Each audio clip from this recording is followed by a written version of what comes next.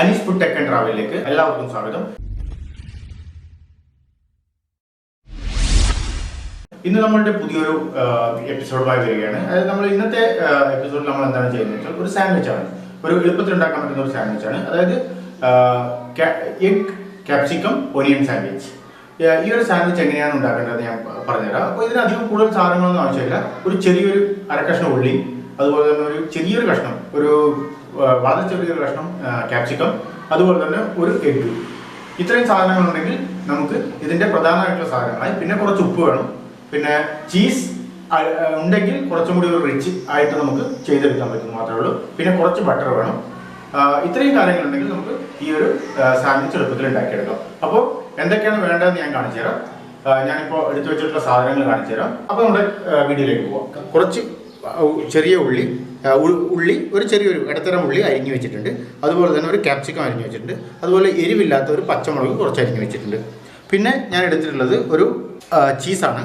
ഒരു ചീസ് എടുത്തിട്ടുണ്ട്. കുറച്ച് ബട്ടർ, ഇത്രയൊന്നും ബട്ടർ ആവശ്യമില്ല, ഞാനൊരു ഇതെടുത്തേ ഉള്ളൂ. പിന്നെ ഒരു 3 സ്ലൈസ് ബ്രെഡ്. ഇത്രയും കാര്യങ്ങളാണ് എടുത്തിട്ടുള്ളത്. പിന്നെ കുറച്ച് ആവശ്യമായിട്ടുള്ള സാധനങ്ങളാണ്.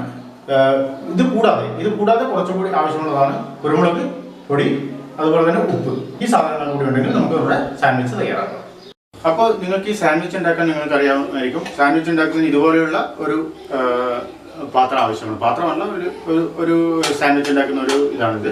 അപ്പോൾ ഇതുപോലെയുള്ള ഒരു സാധനം ആവശ്യമാണ്. അല്ലെങ്കിൽ നിങ്ങൾക്ക് ടോസ്റ്റർ ഉണ്ടെങ്കിലും നിങ്ങൾക്ക് സാൻഡ്വിച്ച് ഉണ്ടാക്കിയെടുക്കാൻ പറ്റും. ഇതേപോലെ തന്നെ നോൺ സ്റ്റിക്കിൻ്റെ കിട്ടും. ഇതിപ്പോൾ സാധാരണ അലുമിനിയത്തിൻ്റെതാണ്. ഇതേപോലെ തന്നെ നോൺ സ്റ്റിക്കിൻ്റെ നിങ്ങൾക്ക് മാർക്കറ്റിൽ അവൈലബിൾ ആണ്. എനിക്ക് തോന്നുന്നു ഇത് വെറും 99 രൂപയുടെ സാധനമാണ്. ഞാൻ ഇത് ഒരു സൂപ്പർ മാർക്കറ്റിൽ നിന്ന് വാങ്ങിച്ചതാണ്. അപ്പോൾ ഇതുപോലെ തന്നെ ഒരു സാധനം ഉണ്ടെങ്കിൽ നിങ്ങൾക്ക് സുഖമായിട്ട് സാൻഡ്വിച്ച് ഉണ്ടാക്കിയെടുക്കാം. എന്താണ് ഇത് ചെയ്യേണ്ടതെന്ന് കാണിച്ചു തരാം. ഞാനിപ്പോൾ ഒരു ചെറിയൊരു പാത്രം വെച്ചിട്ടുണ്ട്. പാത്രം വെച്ചിട്ട് എന്താണ് ചെയ്യുന്നതെന്ന് വെച്ച് കഴിഞ്ഞാൽ ഈ നമ്മുടെ അരിഞ്ഞു വെച്ചിട്ടുള്ള ഉള്ളിയും, അതുപോലെ തന്നെ ഈ കാണുന്ന ക്യാപ്സിക്കവും, അതുപോലെ തന്നെ ഈ പച്ചമുളകും ഒന്ന് ജസ്റ്റ് ഒന്ന് നമ്മൾ ഒരു കുറച്ച് ബട്ടറിൽ നമ്മളൊന്ന് വഴറ്റിയെടുക്കും. അത്ര മാത്രമേ ചെയ്യുന്നുള്ളൂ. ആദ്യം തന്നെ കുറച്ച് ബട്ടർ ചേർത്ത് കൊടുക്കുകയാണ്. ഒരു ഇത്രയും ബട്ടർ ചേർത്ത് കൊടുത്തിട്ടുണ്ട്.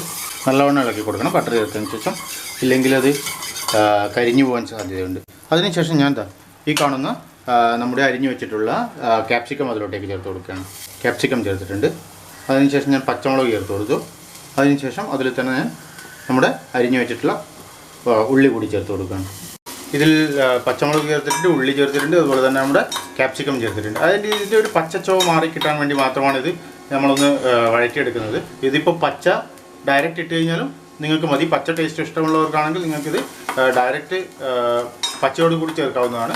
ഞാൻ അതുപോലെ തന്നെ സൈഡിൽ തന്നെ ഒരു മുട്ടയും കൂടി പുഴുങ്ങാൻ വെച്ചിട്ടുണ്ട്.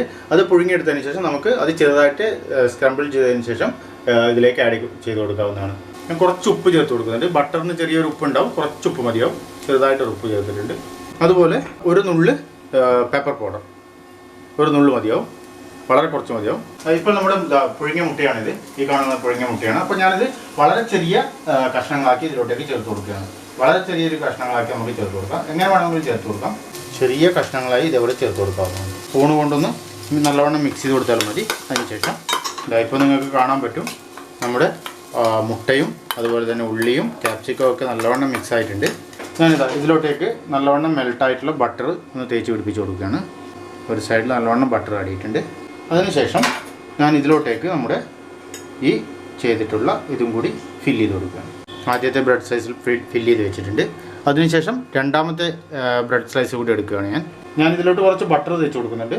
ഈ കാണുന്ന പോലെ ഞാൻ ബട്ടർ തേച്ചിട്ടുണ്ട്.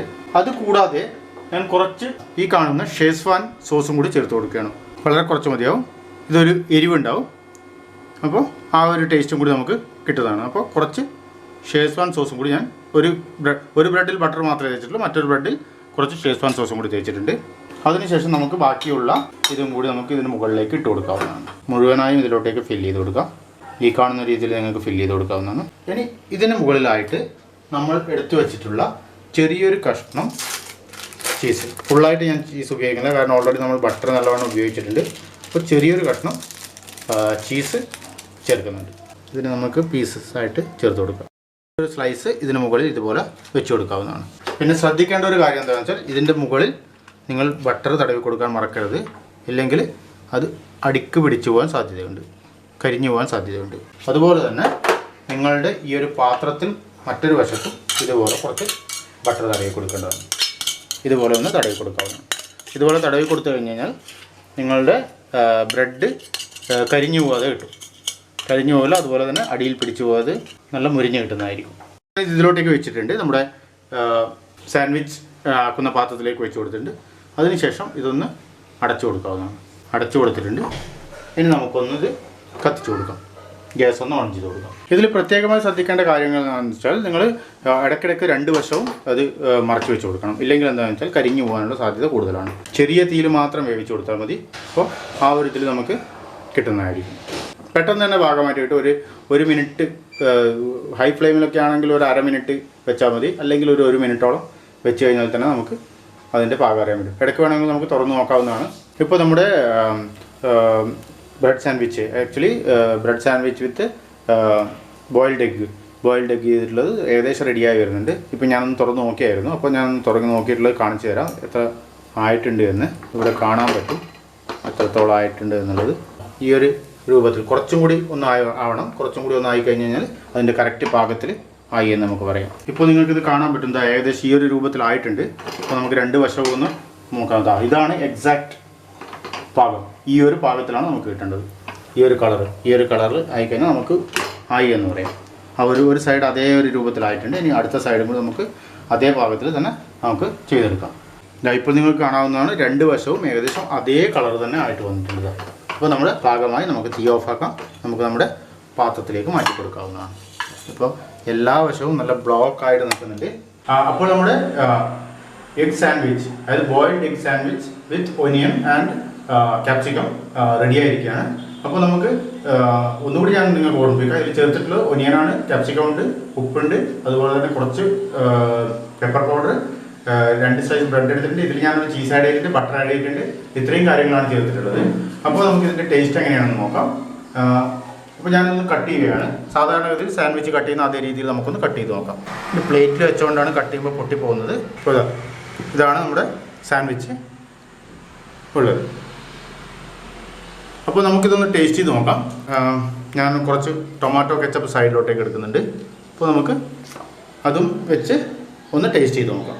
ഞാനിപ്പോൾ ഒരു ഭാഗത്തെ എടുത്തിട്ടുണ്ട്. ഞാൻ ജസ്റ്റ് ഇതിലോട്ടൊന്ന് നോക്കി കൊടുക്കുകയാണ്. നല്ല ചൂടാണ്.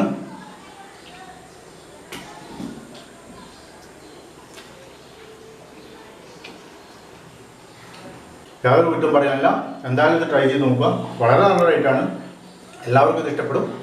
വലിയവർക്കായാലും കുട്ടികൾക്കായാലും എല്ലാവർക്കും ഇത് ഇഷ്ടപ്പെടും. കാരണം ഇതിൽ നമ്മൾ മുട്ട ചേർത്തിട്ടുണ്ട്, ക്യാപ്സിക്കം ഒനിയനൊക്കെയാണ് ചേർത്തിട്ടുള്ളത്. ഇൻ കേസ് ക്യാപ്സിക്കം ഇഷ്ടമല്ലാത്ത കുട്ടികളാണെങ്കിലും മുട്ടയും അപ്പോൾ ചീസും നമ്മുടെ ബട്ടറൊക്കെ ചേർത്താണ്. അപ്പോൾ അതൊക്കെ കുട്ടികൾക്ക് ഇഷ്ടമായിരിക്കും. അപ്പോൾ അവർ തീർച്ചയായിട്ടും ഇത് കഴിക്കും. അപ്പോൾ ഇതെല്ലാവരും ട്രൈ ചെയ്ത് നോക്കുക. വീഡിയോ ഇഷ്ടപ്പെടുകയാണെങ്കിൽ വീഡിയോ ലൈക്ക് ചെയ്യുക, അതുപോലെ തന്നെ സബ്സ്ക്രൈബ് ചെയ്യുക, ചാനൽ സബ്സ്ക്രൈബ് ചെയ്യുക. അതുപോലെ അടുത്ത് കാണുന്ന ബെല്ലൈക്കൺ കൂടി അമർത്താൻ മറക്കാതിരിക്കുക. കൂടാതെ നമ്മുടെ ഇൻസ്റ്റാഗ്രാം അക്കൗണ്ട് നമ്മൾ തുടങ്ങിയിട്ടുണ്ട്. ഇൻസ്റ്റാഗ്രാം അക്കൗണ്ടിൽ നമ്മുടെ എല്ലാ റെസിപ്പിയും അപ്ലോഡ് ചെയ്യുന്നതാണ്. അതുപോലെ തന്നെ എല്ലാ ഇമേജസും നമ്മൾ ഇൻസ്റ്റാഗ്രാം അക്കൗണ്ടിലേക്ക് ഇടുന്നതാണ്. അപ്പോൾ എല്ലാവരും നമ്മുടെ ഡിസ്ക്രിപ്ഷനിൽ കാണുന്ന ഇൻസ്റ്റാഗ്രാം അക്കൗണ്ടിൽ പോയി ഇൻസ്റ്റാഗ്രാം അക്കൗണ്ട് കൂടി ഓപ്പൺ ചെയ്ത് നോക്കുക. അപ്പോൾ സബ്സ്ക്രൈബ് ചെയ്യാൻ മറക്കരുത്, ലൈക്ക് ചെയ്യാൻ മറക്കരുത്, ബെൽ ബട്ടൺ പ്രസ് ചെയ്യാൻ മറക്കരുത്. അപ്പോൾ ബൈ. പുതിയ വീഡിയോയുമായി അടുത്ത് തന്നെ കാണാം.